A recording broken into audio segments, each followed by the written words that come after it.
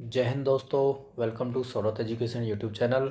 मेरा नाम है टेकचंद और आज हम डिस्कस करेंगे कुरुक्षेत्र मैगजीन जो कि जनवरी मंथ की है। ये इस सीरीज़ का चौथा वीडियो होगा। 3 वीडियोज़ मैं ऑलरेडी सीरीज़ में लेके आ चुका हूँ। एंड आज का जो हमारा टॉपिक रहेगा वो रहेगा renewable energy transforming the face of rural India. ये लिखा है डॉक्टर जगदीप सक्सेना जी ने। तो इस आर्टिकल के अंदर हम देखेंगे कि किस तरीके से रूरल इंडिया के अंदर जो रिन्यूएबल एनर्जी है हमारी उसका यूटिलाइजेशन हो रहा है। तो सबसे पहले तो आपको पता होना चाहिए रिन्यूएबल एनर्जी होती कौन सी है। रिन्यूएबल एनर्जी वही होती है जो हमारे जो मतलब जिसको हम रीयूज कर सकते हैं। जैसे मान लो जो ख़त्म नहीं हो कभी भी, जैसे हमारा सोलर एनर्जी हो गया, ठीक है जी। एंड आपका विंड एनर्जी हो गया, ठीक है, हाइड्रो इलेक्ट्रिसिटी हो गया। ये सब चीज़ क्या है, हमारी रिन्यूएबल एनर्जी है जो मतलब एनवायरमेंटल फ्रेंडली भी होती हैं और इसका कोई एनवायरनमेंट के ऊपर भी नुकसान नहीं होता है। और दूसरा ये क्या है, कभी भी ख़त्म नहीं होंगी फ्यूचर के अंदर भी, ठीक है जी। तो जो कन्वेंशनल एनर्जी के जो सोर्सेज रहते थे पहले, जैसे डीजल इलेक्ट्रिसिटी, डीजल हो गया आपका, है ना, और आपका कोल हो गया, ये सब चीज़ क्या थी, ख़त्म हो सकते हैं फ्यूचर के अंदर अगर ये मतलब कंटिन्यूसली इसी तरीके से यूटिलाइज होते रहे तो, ठीक है। तो इसके अंदर हम देखेंगे कि किस तरीके से इनका डेवलपमेंट हो रहा है रूरल इंडिया में, इससे क्या क्या बेनिफिट हो रहा है। कुछ स्कीम्स हैं गवर्नमेंट ऑफ इंडिया की इनको डेवलप करने के लिए, उनके बारे में देखेंगे। एंड यही है सब कुछ पूरा कि क्या डेवलपमेंट होने से क्या है कि इनका ज़्यादा यूटिलाइजेशन से क्या इम्पैक्ट आएगा इंडिया के डेवलपमेंट में, ठीक है जी। तो चलो आर्टिकल के ऊपर सीधा आते हैं। And India was among the first countries in the world which institutionalized development and deployment of the renewable energy by creating an exclusive department under the union government। तो 1982 में हुआ क्या था, गवर्नमेंट ऑफ इंडिया ने सबसे पहले world के अंदर एक डिपार्टमेंट का फॉर्मेशन किया, रिन्यूएबल एनर्जी डिपार्टमेंट करके था। तो इसमें क्या हुआ कि वर्ल्ड के अंदर ये एक मतलब अच्छी बात है कि रिन्यूएबल एनर्जी के ऊपर जो हमारा इंडिया कितना ध्यान देता है। तो ये हो गया। और दूसरा इसी जो डिपार्टमेंट को बाद में क्या कर दिया था, मिनिस्ट्री बना दिया था। एंड इस मिनिस्ट्री का नाम है अभी भी जो है ministry of new and renewable energy, MNRE, ठीक है जी। तो ये डेवलपमेंट हुआ है पहले। नेक्स्ट देखते हैं। Core drivers for growth and expansion of renewable energy have been energy security, energy access, increasing power demand and climate change. जो रिन्यूएबल एनर्जी का जो हमारा डेवलपमेंट हो रहा है, जो ग्रोथ कर रही है इंडिया के अंदर, उसके फ़ायदे क्या क्या हैं। तो इससे होगा क्या कि जो हमारी जो एनर्जी की जो सिक्योरिटी है, जो नीड है, वो कंप्लीट होगी, ठीक है। एंड पावर डिमांड को कंप्लीट करेगा। ये क्लाइमेट चेंज जो हो रहा है उसको भी ठीक ठाक करेगा, क्योंकि रिन्यूएबल एनर्जी के सोर्सेज से अगर हम आपकी एनर्जी का जो बनाएंगे तो होगा क्या कि हमारा जो क्लाइमेट है क्या ग्रीन रहेगा और अच्छा रहेगा। तो ये इनके बेनिफिट्स हैं। Central finance schemes help the proliferate renewable energy at the ground level, especially in the rural areas। तो रूरल एरियाज़ के अंदर जो है जो फाइनेंशियल सपोर्ट जो दिए गए हैं उनकी वजह से क्या है, रिन्यूएबल जो एनर्जी के डेवलपमेंट ज़्यादा से ज़्यादा हुआ है। Fourth position in the terms of total installed renewable energy capacity, world के अंदर है जो हमारा जो इंडिया का जो स्थान है रिन्यूएबल एनर्जी में, वो है फोर्थ पोजीशन इन। अगर रिन्यूएबल टोटल इंस्टॉल्ड कैपेसिटी की बात की जाए तो रिन्यूएबल एनर्जी की अगर ओनली बात की जाए तो उसमें हमारा फोर्थ नंबर है। एंड सोलर पावर में हमारा फिफ्थ नंबर है। एंड विंड पावर में हमारा फोर्थ नंबर है, ठीक है जी। And recently India has cross the milestone of 100 gigawatt installed capacity, while another 50 gigawatt under installation and 27 gigawatt is under tendering. तो ये हमारा इंडिया के अंदर जो चल रहा है फ़िलहाल का वो है 100 गीगावाट है जो हमारी टोटल इंस्टॉल्ड कैपेसिटी है फ़िलहाल रिन्यूएबल एनर्जी से। एंड 50 गीगावाट है जो है ये टोटल अभी अंडर इंस्टॉलेशंस में है। एंड 27 गीगावाट है जो ये टेंडरिंग की पोजीशन में है अभी, ठीक है जी। Country has also enhanced its target to install 450 gigawatt of renewable energy capacity by 2030। जो कंट्री का जो टारगेट है वो 450 गीगावाट रिन्यूएबल एनर्जी कैपेसिटी बनाने का है 2030 तक, ठीक है जी। एंड एक और चीज़ है, India is also aiming to achieve 40% of installed electric power capacity from non fossil sources by 2030।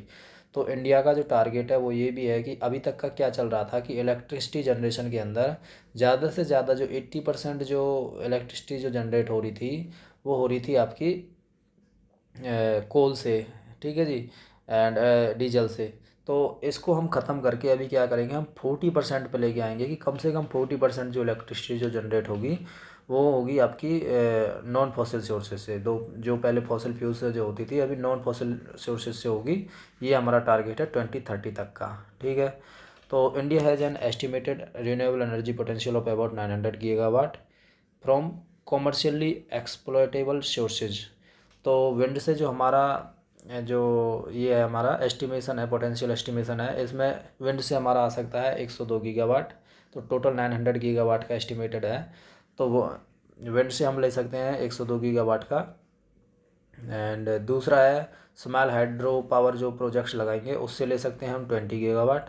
And bio energy से लेंगे हम 25 गीगावाट। एंड सोलर एनर्जी से लेंगे सबसे ज़्यादा है जो कि 750 गीगावाट, ठीक है जी। तो इसको हम वेस्ट लैंड में लगाने की कोशिश करेंगे, जो बेकार जो ज़मीन पड़ी हुई है इंडिया के अंदर, जो जहाँ पे क्या है कि आपका कोई क्रॉप प्रोडक्शन नहीं होता है, तो उस जगह पे क्या है हम सोलर पावर प्लांट्स वगैरह लगाएंगे। उससे होगा क्या कि हमारा जो सोलर एनर्जी का जो रिन्यूएबल एनर्जी का जो पोटेंशियल है उसको हम प्राप्त कर सकते हैं। तो 900 गीगावाट के समथिंग पोटेंशियल है अभी हमारा, तो उसको अचीव करना है। तो बायोगैस के ऊपर बताया जा रहा है कि biogas and biomass energising smells. तो ये जो बायोगैस का जो कंसेप्ट है ये क्या है कि पहले सबसे पहले जो आया था 1980s में आया था। जो गवर्नमेंट ने इसको इनिशिएटेड किया था उस टाइम पे प्रमोट किया था यूनियन गवर्नमेंट ने, ये हुआ था 1980s के अंदर, ठीक है जी। एंड करंटली मिनिस्ट्री ऑफ जो मैंने अभी बताई थी ministry of new and renewable energy जो थी MNRE, ये एक comprehensive new national biogas and organic manure programme चला रही हैं। NNBOMP ये प्रोग्राम का नाम है इसका नाम है new national biogas and organic manure programme, ठीक है जी।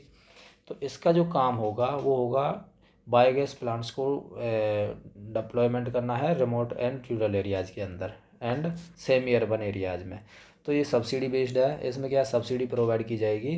एंड इससे होगा क्या कि हमारा जो बायोगैस का जो कंजप्शन हो रहा है रूरल इंडिया में उसका और ज़्यादा बढ़ जाएगा। एंड पहले क्या होता था, हुआ क्या था, ये जो स्कीम 1980s में भी चलाई थी और अच्छे लेवल पे चलाई थी, लेकिन इनका जो मेंटेनेंस है वो रूरल इंडिया के अंदर इतना ज़्यादा नहीं हो पाया था बाद में, इसलिए क्या है थोड़ा कम पड़ गया था इसका यूज होना गाँव के अंदर। तो अभी इसको फिर से इसको नए तरीके से लाने की वो है, गवर्नमेंट की स्कीम है इसको डेवलपमेंट करने के लिए बायोगैस प्लांट्स को, ठीक है जी। तो नेक्स्ट चलते हैं। तो होगा क्या कि जो बायोगैस प्लांट्स जो होते हैं आपने देखे होंगे कि इस तरीके से उनका एक ये सिस्टम रहता है। एंड इस तरीके से इसमें पाइप जाता है नीचे से। एंड यहाँ पे क्या है आपका पूरा एक टैंक रहता है और ये इस तरीके से गैस वगैरह निकलती है यहाँ पे, ठीक है। तो यहाँ पे ये बर्नर्स वगैरह जो कुछ जहाँ भी कहीं यूज कर सकते हो। तो इसमें क्या है हम जो ये जो टंकी है इसके अंदर क्या है हम जो जो एक्सक्रीटा जो वगैरह जो निकलता है डंक्स वगैरह गांव के अंदर, वो पूरा का पूरा डंग और वाटर मिला के इसमें डाल दिया जाता है। उससे फिर ये जो सेकंड टैंक में जाता है, जो मेन जो बायोगैस की जो टैंक होता है वो ये रहता है। इसके अंदर ही हमारा बायोगैस का प्रोडक्शन होता है। बायोगैस का प्रोडक्शन होने के बाद ये गैस पाइपलाइन से इधर चली जाती है, गैस इसमें से निकल के जो इसका जो वेस्ट जो निकलता है हमारा वो एक अच्छा मैन्योर है, ठीक है जी। तो इसको हम खेतों में यूज कर सकते हैं, एक अच्छी क्वालिटी का मैन्योर है। इसमें हमारा आपका नाइट्रोजन फॉस्फोरस एंड पोटाशियम सारी तीनों मात्रा एक अच्छी क्वालिटी में मिल जाती है हमको। तो ये इसमें पूरा बताया हुआ है। तो 50.58 lakh biogas plants have been set up under this programme. जो ये प्रोग्राम चलाया हुआ है MNRE जो मिनिस्ट्री है इसके द्वारा, इसमें क्या है कि 50% से ज़्यादा जो लोग हैं बायो प्लांट्स लगाए जाएंगे, 50 लाख बायोगैस प्लांट्स लगाए जाएंगे। And with the support of states renewable energy agencies, इनके द्वारा ही क्या है पूरा का पूरा इम्प्लीमेंट किया जाएगा। State rural development departments KVICs and NDDBs, तो इनके मदद से ही क्या है पूरा का पूरा प्लान है जो इम्प्लीमेंट किया जाएगा, ठीक है जी। तो cattle Dang large scale adoption of biogas plants based on toilet link. एक और है इसमें, एक तो हो गया कैटल डंग, जो जो कैटल डंग से बनाया जाता है बायोगैस प्लांट्स। एक दूसरा होता है टॉयलेट लिंक्ड जो बायोगैस प्लांट है। इस ये भी एक नया इनिशिएटिव है। इसमें क्या है कि जो टॉयलेट्स होती हैं जो गांव के अंदर, उन टॉयलेट से भी हम क्या है बायोगैस प्लांट्स बनाने की बात कर रहे हैं। तो वो भी एक अच्छा इनिशिएटिव है। एंड उन दोनों का यूज करके हम क्या करेंगे, जो गांव के अंदर जो सैनिटेशन है, साफ़ सफाई है, उसको भी ला सकते हैं। एंड सेमी रूरल एरियाज के अंदर जो हाइजीन है वो को उसको भी हम क्या ठीक ठाक कर सकते हैं, क्योंकि इनका यूज करने के बाद क्या है कि पूरा का पूरा जो डंग है वो सब यूज हो जाएगा बायोगैस प्रोडक्शन में। एंड उसके बाद जो इसका जो बचेगा मैन्यूर, उसको हम खेतों में डाल देंगे। तो पूरा का पूरा क्या सैनिटेशन का भी कंसेप्ट है इसमें। एक और फ़ायदा है इस चीज़ का कि पहली बात तो ये एक ग्रीन सोर्स है एनर्जी का। तो जो एनवायरनमेंट है, जो गांव का एनवायरनमेंट है वो एकदम से क्लीन रहेगा। एंड दूसरा जो हेल्थ है, जो लेडीज़ों का किचन के अंदर जो काम करती हैं उनका हेल्थ भी ठीक ठाक रहेगा। एंड तीसरा फ़ायदा ये है कि इससे क्या है कि लोगों को क्या है रोज़गार भी मिलेगा, ठीक है, एम्प्लॉयमेंट जनरेशन का भी, क्योंकि इनको बनाने के लिए भी मैन पावर चाहिए। तो इन सब चीज़ों के लिए क्या है एक अच्छा मतलब ये सिस्टम है बायोगैस का। तो ये हो गया। नेक्स्ट चलते हैं। टू प्रमोट इट MNRE, जो मिनिस्ट्री मैंने बताई थी अभी, operating biogas power generation off grid and thermal energy applications programme. एक और प्रोग्राम चला रही है, यही सेम टू सेम मिनिस्ट्री है, biogas power generation off grid and thermal energy application programme, ठीक है जी, BPGTP। ये रहा BPGTP है। इसको भी चला रही हैं for setting up of biogas plants in the size range of 30 cubic metres in 2500 cubic metres per day for corresponding power generation capacity range of 3 kilowatt to 250 kilowatt. तो इस कैपेसिटी के जो बायोगैस प्लांट्स लगाए जाएंगे। And ये जो है the installation of such systems replaces diesel and digested sets of the electricity bill of the individuals farmers and other beneficiaries.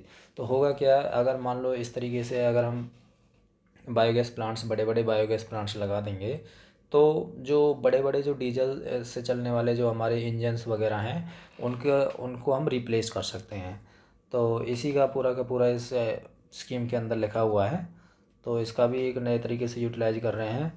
एक और चीज़ का फ़ायदा है कि जो बायोगैस के जनरेशन से क्या होगा, हमारा जो CO2 का सेविंग्स है वो भी बढ़ जाएगी। क्योंकि होगा क्या कि जैसे हम यूज करते हैं बायोडंक्स, जो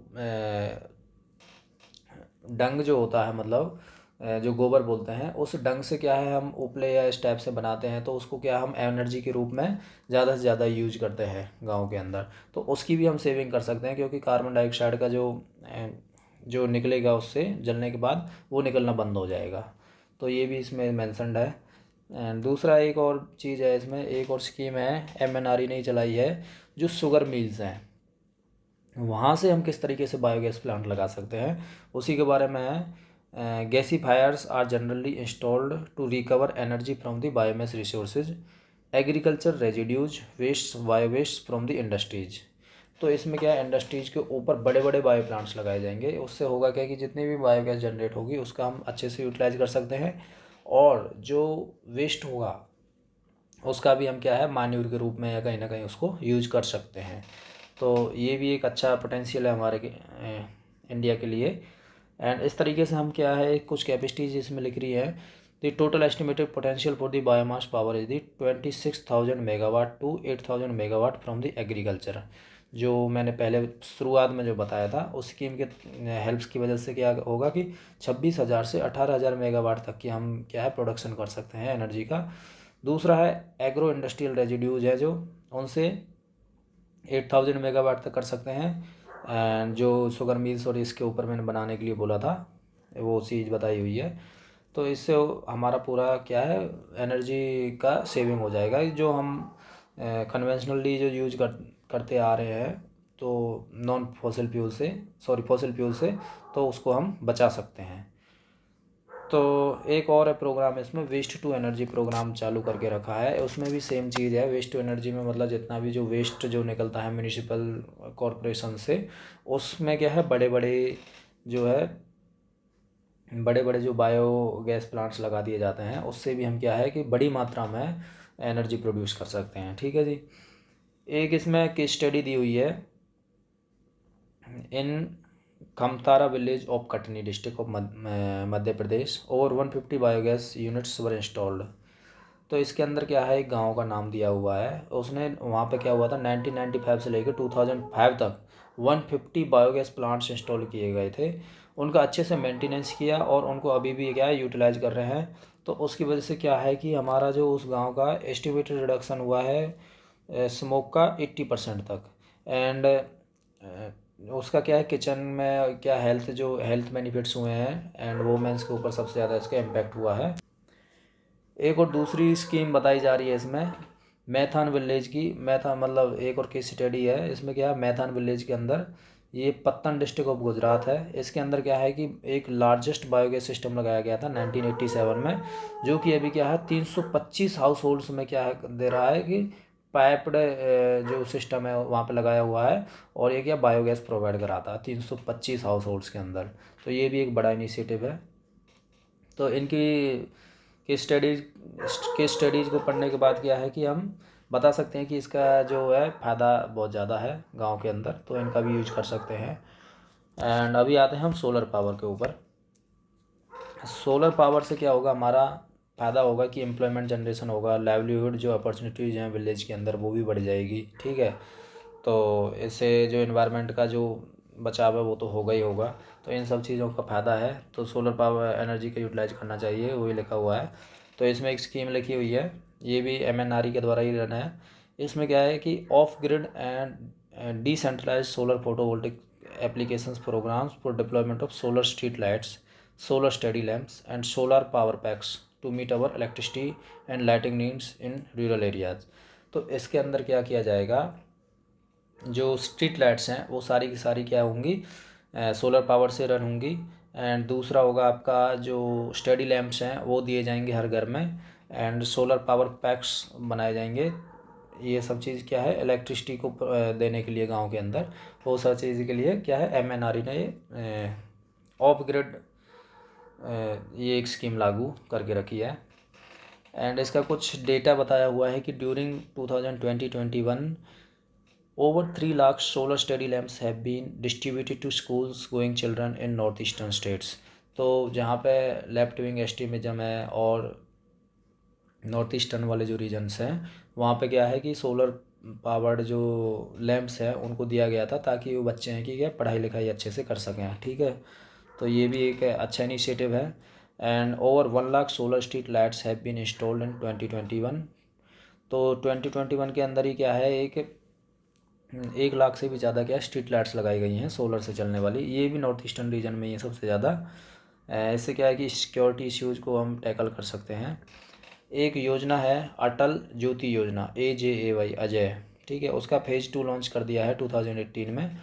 एक ये इसका जो काम रहेगा was expanded to include north eastern state Jammu and Kashmir, Ladakh, Himachal Pradesh, Uttarakhand, islands of Andaman and Nicobar, Lakshadweep.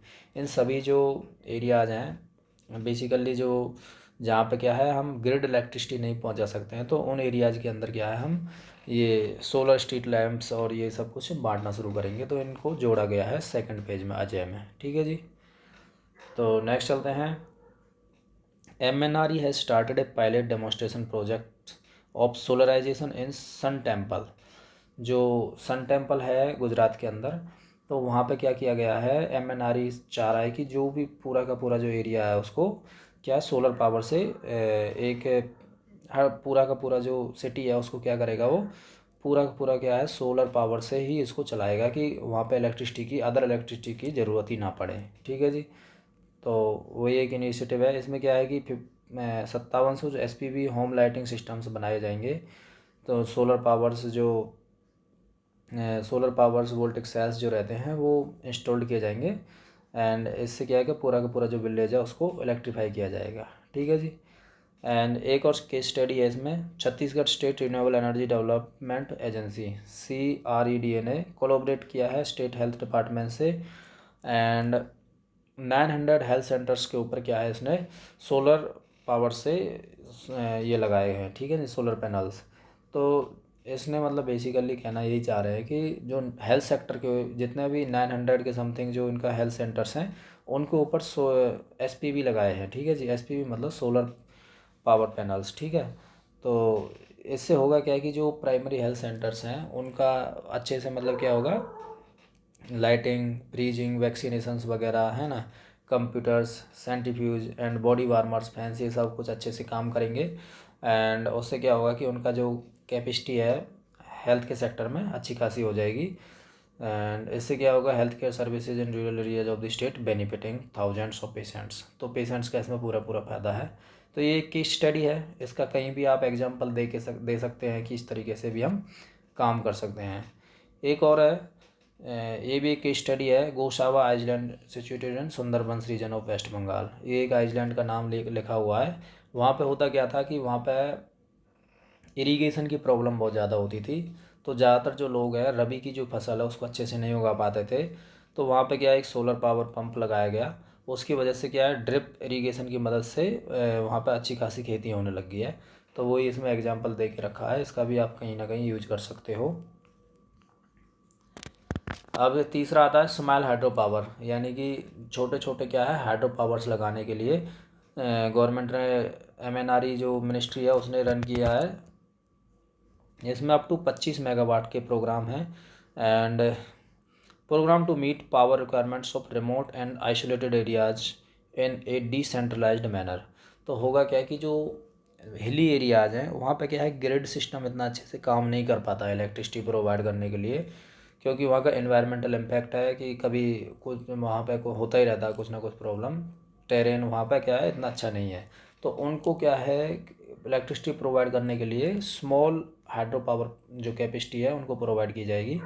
तो 25 मेगावाट तक इसका मैक्सिमम लिमिट है। ठीक है जी, तो ये ज़्यादातर नॉर्थ ईस्टर्न स्टेट्स में है। Under the PM special package for Arunachal Pradesh over 150 micro hydel and small hydro projects have been installed in the region. तो ये अरुणाचल प्रदेश का इसमें लिखा हुआ है कि 150 से भी ज़्यादा जो प्रोजेक्ट हैं वहाँ पर लगाए गए हैं इसी स्कीम के तहत। ठीक है जी, तो इसमें क्या है, अभी लद्दाख, कारगिल और जो इस जगह को एरिया जो हार्श एरियाज हैं उनको भी इसमें क्या अभी जोड़ दिया गया है। ठीक है जी, strengthened livelihood of resources and have made dreams come true for disadvantaged people in the rural areas। तो इससे होगा क्या कि जो जो लोग जो विलेजेस जहाँ पे क्या है इलेक्ट्रिसिटी पहुँची भी नहीं थी तो उनको क्या फ़ायदा हो जाएगा इससे, स्कूल्स के अंदर लाइटिंग हो जाएगा, हॉस्टल्स के अंदर, पंचायत के अंदर, एडमिनिस्ट्रेशन के अंदर। तो एजुकेशन सिस्टम भी अच्छा हो जाएगा इससे, हेल्थ भी अच्छा हो जाएगा, सब कुछ क्या है ठीक ठाक हो जाएगा। And in the COVID-19 crisis, local renewable energy solutions in village can generate new livelihoods for internal migrants। तो हुआ क्या था कि जैसे कोविड-19 के टाइम पे बहुत सारे माइग्रेंट्स वगैरह मूव कर गए थे गांव के अंदर। तो गांव में क्या हो गया था कि ये जो अच्छे जो ग्रिड सिस्टम्स जो लगाए जा रहे थे उससे होगा क्या कि उनको क्या एम्प्लॉयमेंट अपॉर्चुनिटीज़ मिल गई थी। तो उनको क्या लाइवलीहुड का एक अच्छा खासा सोर्स मिल गया था उनको। ठीक है जी, तो ये जो है आर्टिकल ये यहीं पे समाप्त होता है। एक एक और स्कीम का इसमें मेंशन किया हुआ है, PM कुसुम। ठीक है जी, तो ये नरेंद्र मोदी प्राइम मिनिस्टर जी हैं जो हमारे, उन्हीं ने लिखा है। तो पूरी स्कीम है, अच्छे से देखना है, पूरा इसमें डिटेल में बताया हुआ है स्कीम के बारे में, PM कुसुम स्कीम के बारे में। ये 2019 में लॉन्च की गई थी, प्रधानमंत्री किसान ऊर्जा सुरक्षा एवं उत्तम महाअभियान। ठीक है जी, PM कुसुम नाम है इसका पूरा। एंड इसका जो ऑब्जेक्टिव है वो है provide energy and water security to farmers, enhance farmers income, de digitalize the farm sector and reduce environmental pollution. तो मतलब मैं एक शॉर्ट टर्म में मैं बता देता हूँ PM कुसुम स्कीम के हेल्प की।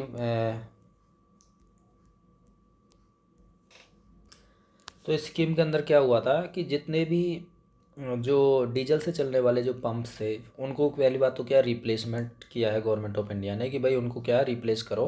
तो उनमें क्या सब्सिडी वगैरह दिया है ताकि वो सोलर पंप्स के ऊपर आ सकें।